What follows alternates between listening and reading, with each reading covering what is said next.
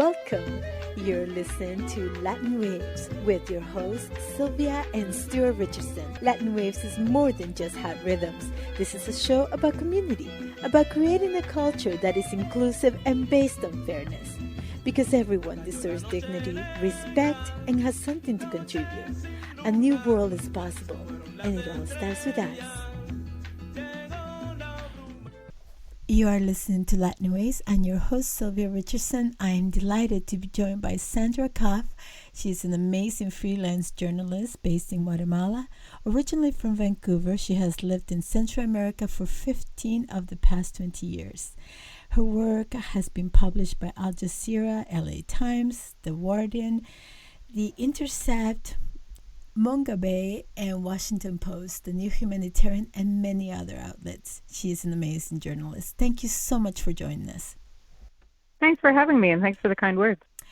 Now, Sandra, in your work, you cover human rights, politics, social movements, migration, environmental issues, and you bring to life stories that would have otherwise, disappear from in the inundation of trauma we have in our world. And so I want to begin by talking about your recent coverage of the indigenous survivors pursuing justice at a genocide trial in Guatemala. Can you share for our audience about how the events that took place have shaped this trial, and how did it unfold? Why was this important for you to cover? Sure. So in Guatemala, there was a 36-year civil war between 1960 and 1996, and an estimated or more than 200,000 people were killed.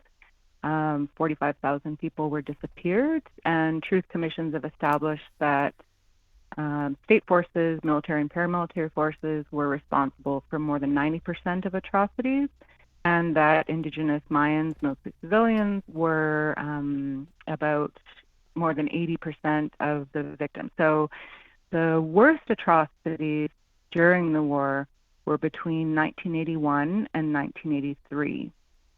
And so this trial and other trials that have happened and that are sort of slated to happen, the reason those got started was really because of survivors.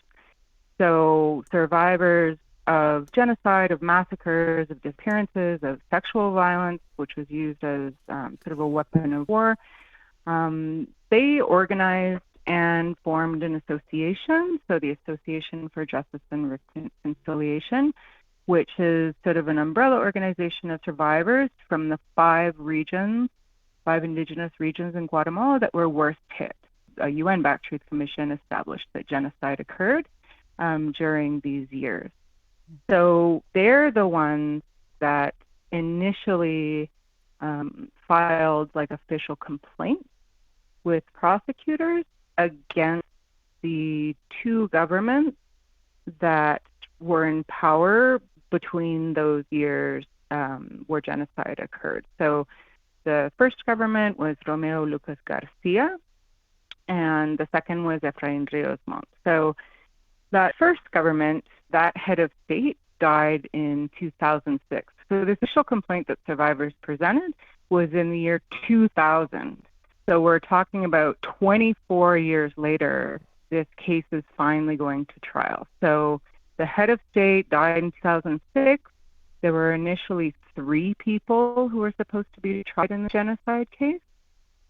The one who is on trial is Benedicto Lucas Garcia, who is the brother of the president, and he was the chief of the general staff of the army between 1981 and 1982. There were 2 others. One died in 2020, and the other one earlier this year was declared mentally unfit to stand trial, so he'll face separate proceedings in absentia. But yeah, I mean, there's this trial. There have been, many other trials for massacres, another one for genocide, enforced disappearances. But I think one of the really important things to understand about all these cases is that really it's the survivors and the relatives of victims and the organizations and lawyers that support them who have been really driving this whole process to get these cases actually to trial. So in this case, it's a case regarding a specific region, the Maya Ixil region, but that's because that was what was determined to be the strongest case. So it's not to say that there wasn't genocide during those years in other regions, and survivors from other regions have been among those organizing, to get this case to trial. They're accompanying it. They're there in the courtroom, and they actually have official standing as joint plaintiffs alongside the prosecutors. So their lawyers can intervene sort of as joint prosecutors throughout the whole trial. We live in an anti-indigenous world, in a way. There have been many genocides, but some genocides are so silent, and we're numbed, by the immensity of constant aggression and violence faced by indigenous people. You mentioned that there were over 45,000 people disappear. You mentioned that this is a trial of genocide. You mentioned that the person being trialed, Lucas Garcia, is the brother of the president. I mean, states are unlikely to prosecute themselves. So can you speak to the difficulty of prosecuting these trials despite the overwhelming evidence? I mean, there are relatively few genocide prosecutions of high-ranking officials or heads of state in the domestic courts of their own countries, right? So, there have been international tribunals that have heard cases of genocide in other countries around the world. Guatemala is a relatively rare case. So there are many factors that probably play into these cases actually going to trial. Obviously, the end of the armed conflict, the peace accords, truth commissions. There have been decades of exhumations of clandestine graves, of massacre sites, which obviously produces a lot of evidence.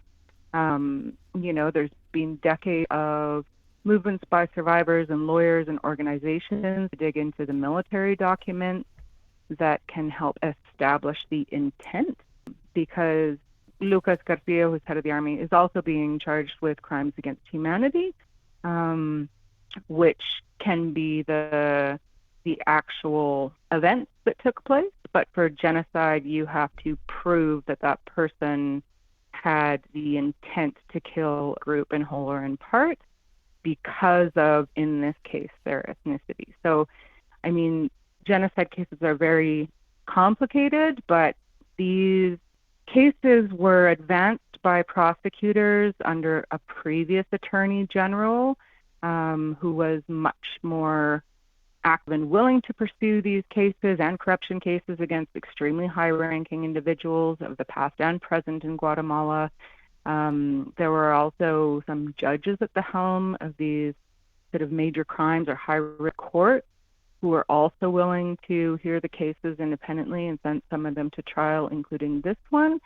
Those conditions have now changed in terms of, let's say, political will on behalf of the Attorney General, some of the prosecutors, some of the judges, many of them have gone into exile. But these cases preceded that, so they moved to trial before the conditions have changed. Sort of, there's no, magic to these cases going to trial. There's a lot of international attention, a lot of forensic evidence. At the time, you had judges and prosecutors and an attorney general who were really willing to go after these extremely major cases, including genocide. And, it's not that there hasn't been major backlash and pushback that entire time, but some of these cases, like the present one, did manage to make it to trial. In your article, you point out, you quote, "A United Nations-backed Truth Commission found that the military committed acts of genocide 5 of the country's 22 different Maya people between 1981 and 1983. It is estimated that 200,000 people were murdered, with 80% of them being Mayan ancestry." That speaks to me to a very, pointed targeting. Other victims included union members, clergy, student movements, and other groups. Most people in Western countries imagine that there are places in the world that are just naturally violent. There are just places in other places where, crimes get committed because that's just how they are, right? Racist views about how this unfolds. Can you talk a little bit about the connection between the murderous actions that were taken against Indigenous people and the displacement that occur from their lands, and the connection perhaps to neoliberal ideology, and the connection that displaces us from being a community to pitting people against fronts, right? Indigenous people versus other people. Sure. I mean, in the case of Guatemala, I think it's important to look at the history. So very briefly, in 1944, Guatemala, there was the first democratically elected president. There was another one after that. That sort of started it's known as, Guatemala's decade of spring. So, labor rights, union rights, land reform, etc. And that was cut short by a coup in 1954 that was U.S.-backed. So that's sort of the precursor to the armed conflict, because different left-wing and guerrilla forces emerged over the decades. And so in the 80s, the military essentially equated indigenous and their populations in certain regions with either guerrilla supporters or potential guerrilla members. But it was very targeted, especially in these certain regions. That's not to say that in the capital and other parts of the country, sort of individuals weren't being targeted and disappeared and killed. Union leaders, activists, etc., clergy as well. But in these regions, essentially everyone was seen as a potential guerrilla member, and these are indigenous regions, overwhelmingly indigenous regions. So that's somewhat what's behind it. And then, you have extremely historic, marginalization, discrimination, lack of rights that go back hundreds of years. And close to, not quite, but close to half of Guatemala's population is indigenous. And during those years, definitely indigenous populations were explicitly seen as internal enemies. This is, of course, during the more global context of the Cold War, the U.S. supporting counterinsurgency in Latin America. Can you speak to the power of the social movements in this region, not only in bringing to the public these acts for justice, these calls for justice, but to the courage that it takes to remember. It's like there's such woundedness, and yet in order for us to heal, we have to face that those atrocities have happened, and bringing them to justice has also an aspect of helping us not only unlearn violence as a colonial process that we have been indoctrinated with, but also to perhaps develop new tools for justice. So, the movements in Guatemala are extremely strong. And also, some of these organizations that represent survivors and relatives of victims, for example, in cases of enforced disappearances, some of the organizations that are sort of leading human rights organizations in the country, they formed in the 1980s. So while, almost the worst of these atrocities were still going on. So this has sort of been a constant for decades, like since displacement and massacres and disappearances were going on. Very shortly after some of these survivors organizations formed. And, alongside that, and also targeted around the same time, there were extremely strong land rights organizations, some of which still exist today, that are majority indigenous. You also have traditional indigenous authorities, so sort of governance structures that are totally autonomous from municipal or national governance structures. And some of those have been taking more of a center stage. Last year, there was a mass movement against a sort of potential slow coup to overturn election results. and Indigenous movements and traditional Indigenous authorities were at the forefront of that movement. Survivors movements were also accompanying that movement. There were at one point more than 100 highways and roads blockaded. 105 days people were outside the prosecutor's office here in Guatemala City. Yeah, there's very powerful Indigenous movements in Guatemala that have been around for decades. And I think maybe more recently, there's been more recognition and support among others in Guatemala, and including the capital. Yeah, they really point to a shift in terms of non-Indigenous people and people in the capital of recognizing the leadership of Indigenous authorities and organizations in sort of the broader social movement in the country. What inspires you to be immersed in this pursuit of justice? What inspires you to not only ally, but also be engaged in such a meaningful way in a road for social justice, and to pursue these trials, which may seem, to many, this is the government, this is the brother of the president, where is it going to go? And yet to know that, to do the right thing, to take action towards justice is always the right thing to do. I knew at a relatively early age, and I really don't remember what inspired me, but I was extremely interested in human rights and very interested in Central America. So I came down initially and I did human rights accompaniment. I worked for a small human rights organization more than 20 years ago, and I shifted to journalism in, a bit over a decade ago. So I really don't remember what the initial spark was, but I lived in Honduras for many years and now here. Yeah, and I think that Guatemala did have a major genocide trial in 2013. And so the military ruler who actually overthrew the Lucas Garcia brothers, he stood trial for genocide. He was convicted. It was overturned. He died before the partial trial ended. And that got a lot of international attention. But I think all these other cases that are going on are extremely important.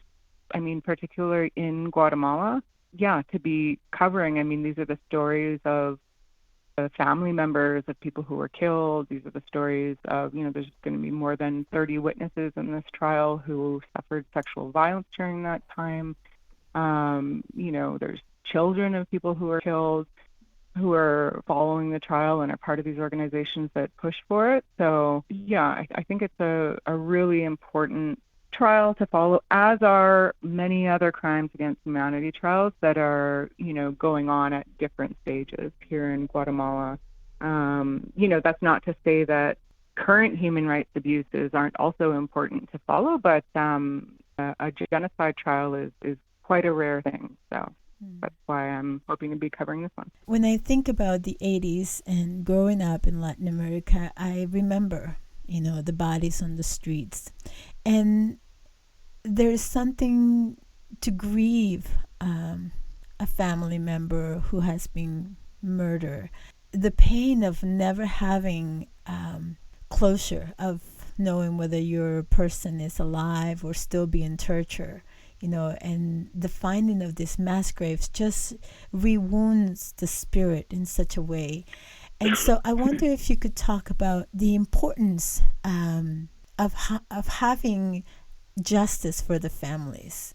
We're always talking about reconciliation in Canada now with the finding of of graves of children being, murdered at residential schools.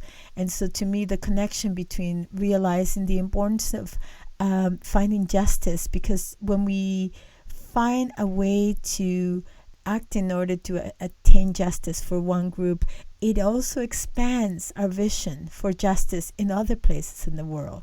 And so maybe if you could talk about why is it important for us to not only collaborate together, organize together and pursue and support groups who are pursuing justice. So, I mean, there's a couple things there because, as you mentioned, there's a lot of people who don't know what happened to their family members or, friends or coworkers. And so that is an intertwined that justice for that isn't only trial. So there have been cases here for enforced disappearance.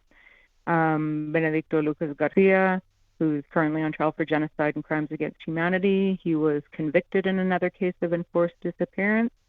And he's also one of the accused in one of the biggest cases in Latin America of mass graves. The remains of more than 560 people were exhumed from a military base here. So in terms of justice, one thing is trials, but for relatives that disappeared, one of the bigger aspects for many people is knowing what happened to their relatives, like you mentioned. So that has happened in many cases of exhumation, but in many cases, they still don't know what happened. So other cases that are going to trial of enforced disappearance, it's one of the main things that people want to know. It's really important here for most people that, they're able to give a proper burial to their relative, that they're able to know where they are, know what happened, have somewhere to go to honor them. And that doesn't necessarily come out of trials. So people can be convicted for enforced disappearance without necessarily people knowing what happened to their relatives, which for some people is more important than a conviction. So yeah, when it comes to the disappeared, that's essentially, it's an ongoing crime that never ends until the person is found. So that in some ways, it's more present because it's ongoing, compared to, say, other killings where the family knows what happened to the person, they were buried, they have somewhere to go to honor that person. So, I think one of the things, about this trial and other trials is that sort of regardless of what happened in different regions or to different families, whether they're part of an organization that's relatives that disappeared, whether they're part of one of the organizations that for Justice for Massacres or one of the organizations representing genocide survivors in a certain region, as well as other human rights organizations that, aren't made up of survivors and relatives. Everybody's come together to support the people in this trial. When it was supposed to open, there was a ceremony. The Ixil authorities were there, people who, as children witnessed massacres in totally other regions that are not part of this trial were there. And so there's a significant amount of support between all these different movements and organizations here, which is really important. There's also international organizations that to some degree provide accompaniment and support and trial observation. But yeah, there are international solidarity and accompaniment organizations who have been, showing up at the trial, who have accompanied witnesses, etc. Obviously, the protagonists are the survivors and relatives of victims here, but there is a lot of support and solidarity, and I think that's been really important as well. Thank you so much for your work, not only on this trial, but in all your journalistic efforts to bring to light, many atrocities, be it, the displacement of indigenous people to allow for mining rights, to, destroy land, but also for inviting us to remember we have power, and we have power when we act collectively. How can people get in touch with your work? How can people read your articles? So my work, most of it I post. I have a website, which is just my name, sandracuffe.com. And that's also you can find me on Twitter with the same name. So yeah, Google searching my name will come up with my website, and the rest of my work can be found there. And if you were to offer our audience a call to action, what would that be? I'm not necessarily in a position to be voicing calls to action on my behalf, but definitely the Organization of Survivors, the Association of Justice and Reconciliation, which is being accompanied by the Archbishop's Office of Human Rights, They have made an international call to people, human rights organizations, others, to follow this trial, to observe it. It's being transmitted online. Verdad y Justicia is a Twitter and Facebook account people can find if they want to actually watch the proceedings live. But yeah, those organizations that are directly involved and directly affected have called for people to pay attention, to actually come and observe the trial if they can, or just to follow it in the hopes that that will help ensure judicial independence in this case, that maybe the trial and verdict can actually go forward fairly based on all the evidence that's being presented. So that's their call that they made public right before the trial started. That was their international call. Thank you so much for being with us today. Thank you so much for having me. I really appreciate it. Thank you for listening to Latin Waves. Latin Waves is an independently produced syndicated radio program made available for free to campus and community radios, and also to the world at latinwavesmedia.com. Please visit the website to hear previous shows, hear about upcoming events, and consider becoming a member for as little as $1 per month.